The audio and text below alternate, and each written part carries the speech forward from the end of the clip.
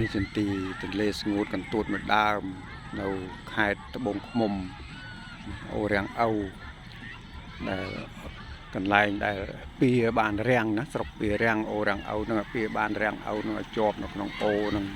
អូរាំងអូវឥឡូវនេះយប់នេះខ្ញុំមកបើកអូ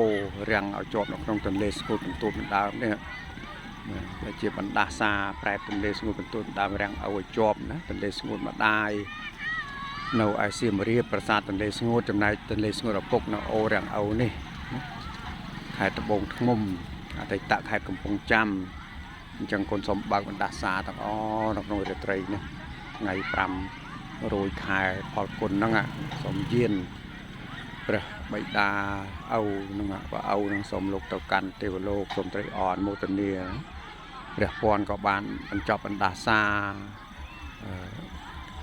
អង្គ1000ក៏បញ្ចប់បណ្ដាសាអញ្ចឹងសូមឲ្យទន្លេស្ងួតកន្ទួតម្ដងនេះក៏បញ្ចប់បណ្ដាសាណាអូវដែលធ្លាប់តែរាំងជាប់នៅនឹងអូឥឡូវនេះក៏សូមបើកអូបើកទន្លេបិទហ្នឹងនាំពួកលោកទៅកាន់ទេវលោកវិញសូមបបិតាបមេតាសុរិយចន្ទ្រាបបិតាបមេតាអន្ទ្រាធិរាជនាំពួកគាត់តាំងពីយប់នេះរហូតដល់រុនរះស្អែកឡើងសូមឲ្យពួកគាត់បានទៅសោយសម្បត្តិទឹក